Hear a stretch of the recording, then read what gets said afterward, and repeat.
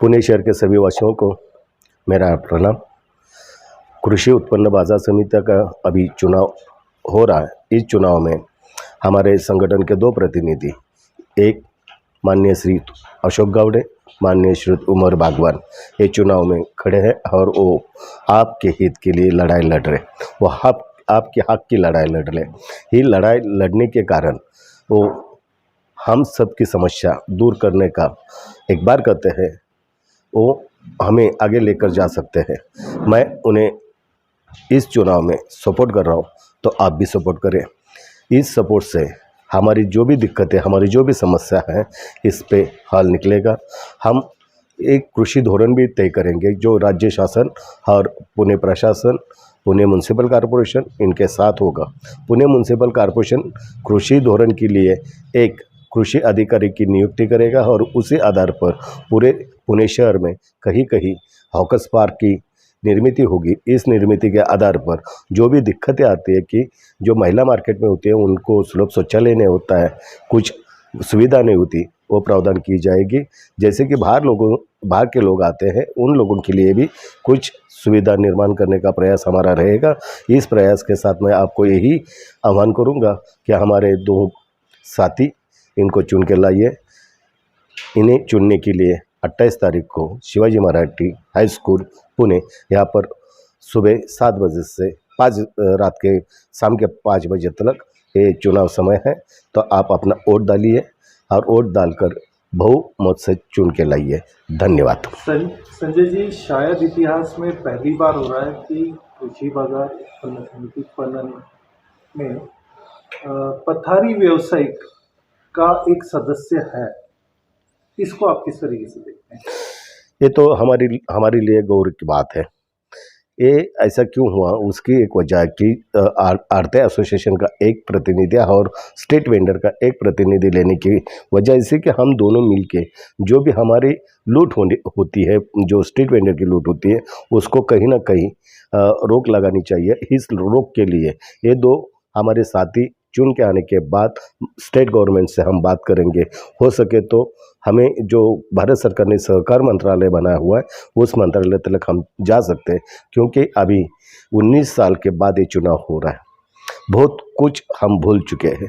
नए ओर से हमें आगे जाना है, तो नई नीति भी लानी होगी। इस नीति के लिए हमें एक ही आपको आह्वान करेंगे कि हमारे दो जो साथी है गावड़े और बागवान, उनको चुन के लाइए।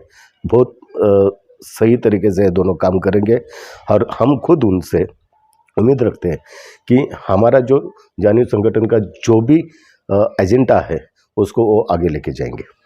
शायद ऐसा पहली बार हुआ है कि जितने भी पैनल बने हैं उनमें किसी में भी पथारी व्यवसायिकों का प्रतिनिधि एक भी नहीं, केवल जो बागवान है वो सिर्फ पथारी व्यवसायिक।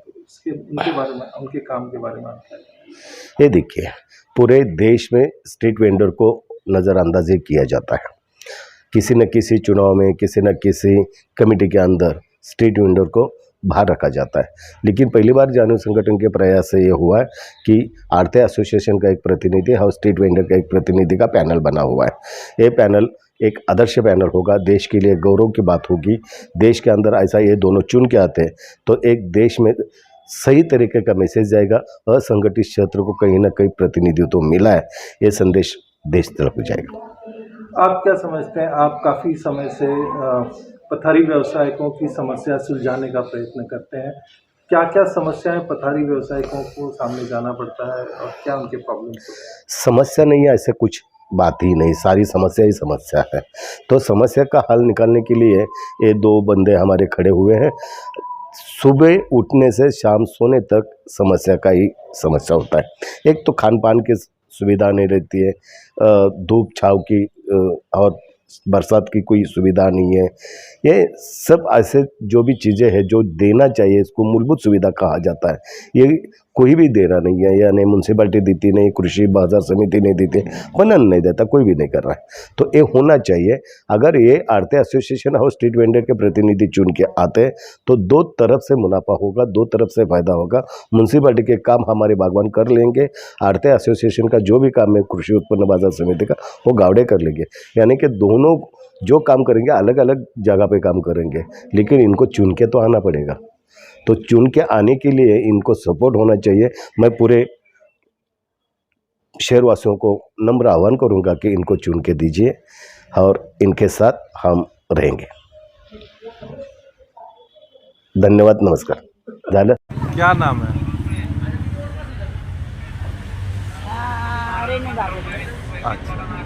और कहाँ पर व्यवसाय कर रहे हो? उत्तम नगर भाजी मार्केट, उत्तम नगर भाजी मार्केट। हाँ, तो ये भाजी के छोटे जो व्यापारी हैं इनको यहाँ उत्तम नगर में क्या क्या समस्याएं आती हैं, ऐसा लगता है आपको? समस्या तो बहुत ही है। अब यहाँ पर माल लेने जाते हैं, अगर 100 रुपये की चीज़ भी तो उसके पीछे 8 रुपये हमको पे करना पड़ता है। 8 रुपये अड़क। हाँ, फिर और ज़्यादा माल हैवी रहा तो हमाल को भी देना पड़ता है, फिर टेम्पो वाले को भी देना पड़ता है। मतलब हम अपनी जगह पर लाते लाते वो माल का बहुत हमको पैसा पे करना पड़ता है। यहाँ लोकल में क्या प्रॉब्लम्स है यहाँ पे? लोकल में यहाँ पर भाजी मार्केट है, लेडीज लोगों को बाथरूम की समस्या है बहुत बड़ी, कि एक भी यहाँ पर टॉयलेट बना हुआ नहीं सरकारी। जैसे चलो भाई 2 रुपये देकर चले जाओ, फ्रेश होके आ जाओ, ऐसे बिल्कुल भी नहीं। बाहर से भी कोई लोग आते तो वो भी हमको आके पूछते अरे यहाँ पर कोई बाथरूम का है क्या, कोई सोया है का, सोया है का वो बाथरूम, ते पण विचारतात बाहेरचे लोक पण। आणि टेम्पोवाले दिवसभर फेरी मारतात, संध्याकाळचं परत भाजी मार्केटमध्ये येऊन थांबतात। आम्ही विकतो कसं? दुपारचं माणसं बाहेर निघत नाही, हां, मग लांबवरनं माणसं येतात तर त्यांच्या गावाला विकत नाही, आमच्या इथे येऊन विकतात बाहेरपर्यंत। जे गाळेवाळे ते राहतात तसंच, आणि बाहेर रोडवर फुटपाथवर दुकानाच्या पुढं बसतात दुकानवाले, त्यांना पुढं बसायला जागा देतात। हां, आमच्यासारखे मार्केटवाल्यांनी कुठं जायचं? हमारे जो युवा नेता है वो निवड़ के आ जाए, उनसे हमारी बात, हमारी उम्मीदें लगी हुई है। और बागवान समाज का एक पहला उम्मीदवार खड़ा हुआ है इलेक्शन में। मैं पूरे बागवान समाज से गुजारिश करता हूँ कि उनको ज़्यादा से ज़्यादा मत देकर उनको जीता के लाए।